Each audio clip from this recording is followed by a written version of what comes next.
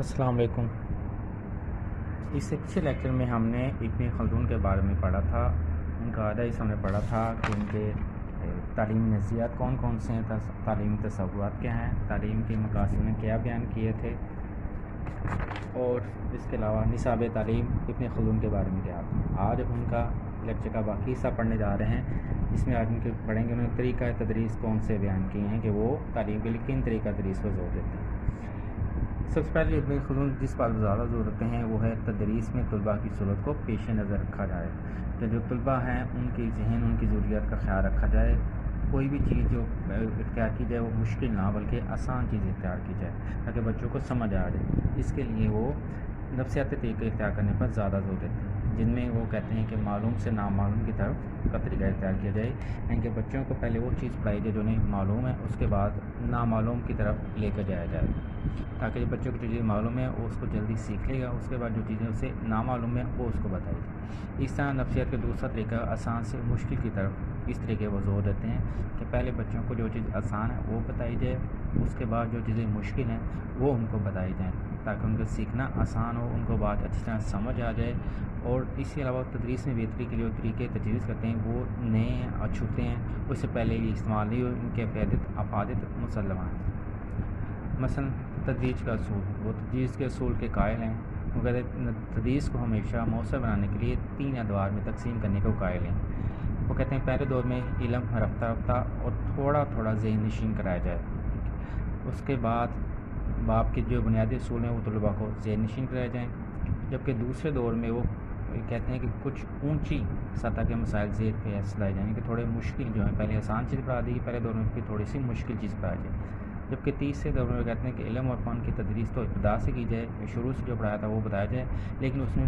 اس دور میں کسی مسئلے کو بغیر مکمل تشریح کے نہ چھوڑا جائے۔ اس میں طلباء میں فن کی باریکیاں مکمل طور پر ذہن نشین کرا دی جائیں، کیونکہ تیسرے دور میں فن کو سمجھنے کی خاصیت صلاحیت بچوں میں پیدا ہو چکی ہوتی ہے، کیونکہ بنیادی چیزیں سیکھ لی ہیں پہلے دور میں، دوسرے چیزوں نے کچھ اونچی سطح کے مسائل سمجھ لی ہیں، تو تیسرے دور میں وہ مکمل طور پر ان میں قابلیت آ جاتی ہے کہ ہر چیز کی باریکی کو سمجھ لیتے ہیں۔ اس کے علاوہ وہ بحث و مناظرے کے طریقے پر بھی استعمال پر زور دیتے ہیں کہ بحث و مناظرہ کیا ہے۔ وہ کہتے ہیں کہ رٹے کے علامہ جو ابن خلدون تھے وہ الٹا بازی کے خلاف تھے، اس لیے وہ چاہتے تھے کہ بچوں میں سوچ سمجھ اور غور و فکر کی صلاحیت پیدا کی جائے، جس کے لیے وہ بحث و مناظرے کے طریقے پر زور دیتے ہیں۔ اس سے بچوں میں یہ صلاحیت پیدا ہوتی ہے کہ وہ اپنی زندگی کے مسائل خود حل کرنے کے قابل ہو جاتے ہیں، ان میں سوچنے سمجھنے کی صلاحیت پیدا ہو جاتی ہے، وہ اپنے مسائل کا حل بغیر کسی مدد کے، بغیر کسی کے سہارے کے خود حل کرنے کے قابل ہو جاتے ہیں۔ اس کے علاوہ حصول علم کے لیے سفر کی اہمیت زور دیتے ہیں، کیونکہ آپ کے دور میں جو اعلیٰ تعلیم کے ادارے تھے یا علوم تھے، مدارس تھے، وہ قریب موجود نہیں تھے، دور دور دراز کے شہر میں واقع تھے، اس لیے علم حاصل کرنے کے لیے، حصول علم کے لیے وہ سفر کرنے کو اختیار کرنے کی ضرورت پر زور دیتے ہیں۔ اس کے علاوہ کہتے ہیں کہ ایک وقت میں ایک فن سیکھا جائے، اس میں پختگی کے بعد دوسرے فن پر اہمیت دی جائے۔ اس میں استاد کے لیے کہتے ہیں کہ طالب علم سے نرم رویہ اختیار کریں، ان سے سختی نہ کریں، ان سے ہمیشہ شفقت اور ہمدردی سے پیش آئے۔ اس طرح ابن خلدون امام غزالی کی طرح سزا دینے کے خلاف طلباء کو، اسے وہ کہتے ہیں کہ طلباء جو ہے شرف انسانی سے گر جاتے ہیں، پھر جھوٹ اور باتوں میں، چیزوں میں جھوٹ بولنا، بے ایمانی کرنا، اس طرح کے وہ عادات ان میں آ جاتی ہیں۔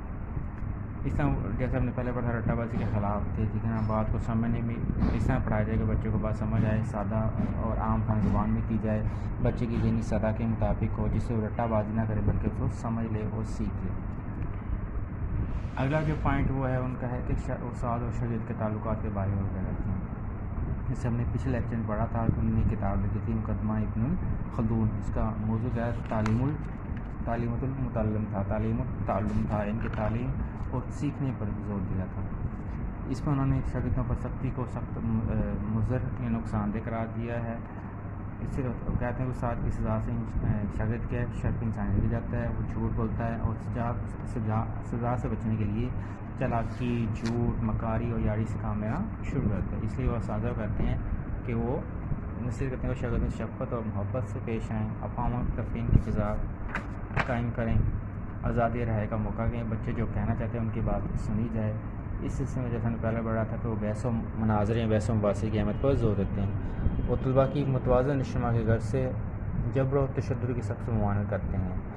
اس سے کیا ہوتا ہے کیونکہ وہ فرماتے ہیں کہ تعلیم انسان کا فطری تقاضا ہے، اس لیے جب آپ سزا دی جاتی ہے تو وہ اپنے اس فطری تقاضے سے ہٹ جاتے ہیں، ان پر منفی اثرات مرتب ہو جاتے ہیں۔ اس لیے آپ کے تعلیمی تصورات میں طالب علم کو مرکزی حیثیت